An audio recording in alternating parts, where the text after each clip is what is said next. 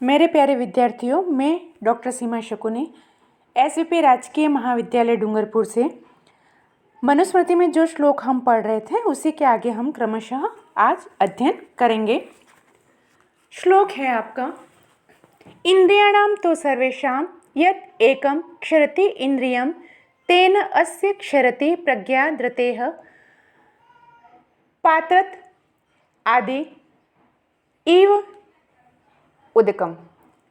अब यहाँ पर कह रहे हैं कि इस श्लोक में सभी इंद्रियों के पूर्ण संयम का निर्देश दिया जा रहा है।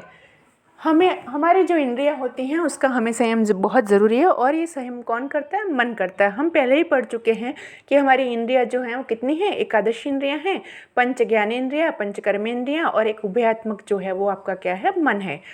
हम मन के बारे में पढ़ चुके हैं कि मन जो है वो बहुत चंचल है, कहीं भी बैठ के कुछ भी करके और किसी प्रकार की कल्पना में खो जाता है।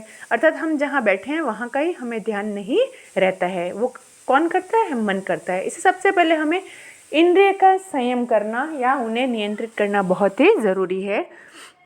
तो यहाँ पर बताया जा रहा है कि अन्वय हम देखते हैं कि सर्वेषाम इंद्रियाणाम तो यदि एकम इंद्रियम क्षरति तेन अस्य प्रज्ञा धृतेः पात्रत उदकम इव क्षरति।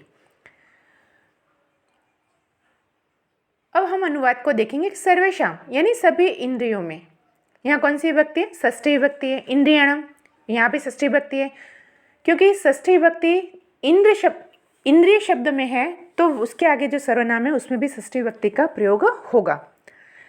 तो यदि और उससे भी यदि एकम इंद्रियम क्षरति, एक इंद्रिय का भी क्षरण हो जाता है, स्खलित हो जाती है, खराब हो जाती है, तो तेन अस्य प्रज्ञा, तो उस कारण से प्रज्ञा धृतेः पात्रत, उस प्रज्ञा यानी बुद्धि, धृतेः पात्रत चमड़े के पात्र से, उदकम इव क्षरति, उदकम अर्थात जो आपका जल होता है वह क्या होता है? वहाँ से निकल जाता है।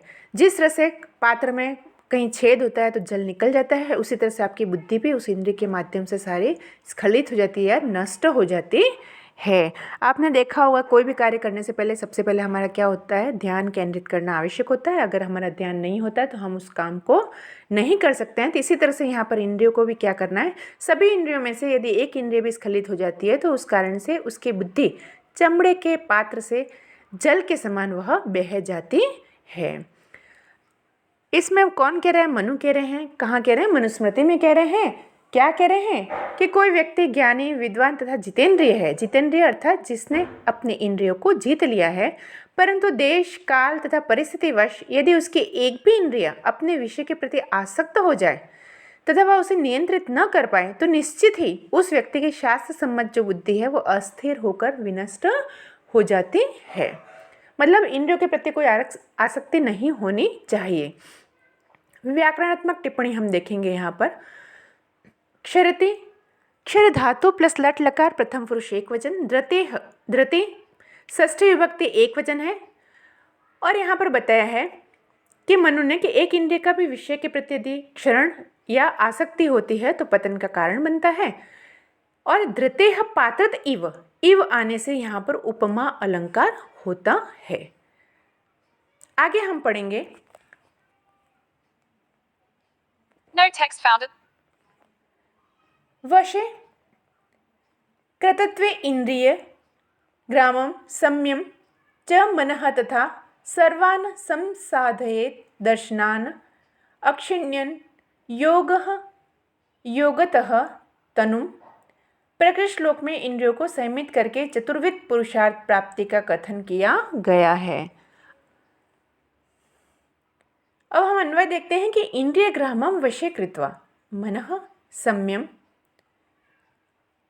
च तथा योगतः तनुम अक्षिण्वन् सर्वान् अर्थान् संसाधयेत्।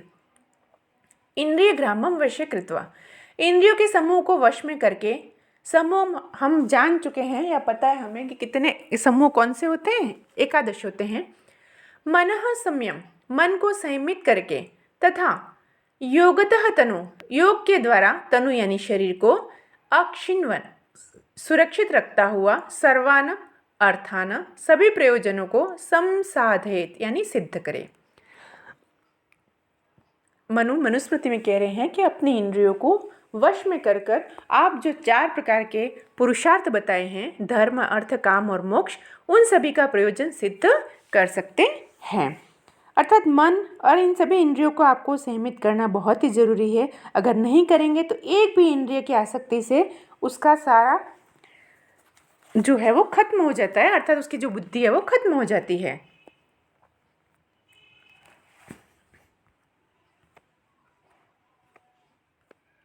आगे हम देखते हैं पूर्व संध्यां जपम तिष्ठः अन्नै एषम अनः व्यपोहतिः पश्चिमां तो समासीनः मलम हन्ते दिवाकृतम।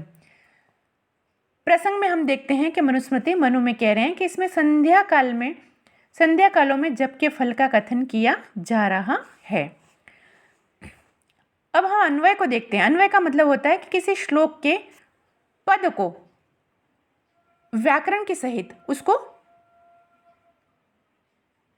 जमाना। पूर्वम संध्या जपन तिष्ठेत न एषम एनः व्यपोहतिः एनः व्यपोहतिः पश्चिमां समासीनः तु दिवाकृतां मलम हन्ति। पूर्वम यानी पूर्व संध्या में यानी प्रातःकालीन संध्या में खड़े होकर जपन तिष्ठेत जप करने से व्यक्ति नेशम एनः व्योपति रात्रि में किए गए पापों को दूर करता है। पश्चिमाम समासीनः तो दिवाकृतम मलम हन्ति। पश्चिमाम यानी सायंकालीन समासीनः संध्या में बैठकर तो दिवाकृतम जप करने से दिन में किए गए मलम यानी पाप को हन्ति यानी नष्ट करता है। प्रातःकालीन संध्या में खड़े होकर जप करने से व्यक्ति रात्रि में किए गए पापों को दूर करता है और सायंकालीन संध्या में बैठकर जप करने से दिन में किए गए पापों को नष्ट करता है। व्याकरणात्मक टिप्पणी देखेंगे। नेशम निशा प्लस अण प्रत्यय रात्रि संबंधित और एनः ई प्लस असुन पाप या दोष, व्यपोहतिः वी प्लस अप प्लस वह लटर लकार प्रथम पुरुष एक वचन और समासीनः सम प्लस आस प्लस शानच प्रत्यय, हन्तिः हन धातु प्लस लटकार प्रथम पुरुष एक वचन। आगे हम देखते हैं न तिष्ठति तुह यह पूर्वा न उपासते यह च पश्चि माम सशूद्रवत् बहिष्कार्यः सर्वस्माद् द्विज कर्मणः।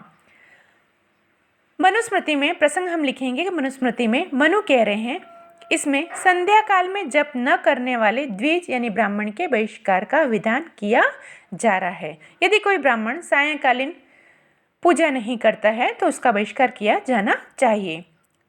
अन्वय को देखते हैं। यह न तो पूर्वां तिष्ठति यह च न पश्चिमां उपासते स शूद्रवत् सर्वस्मात् द्विज कर्मणः बहिष्कार्यः।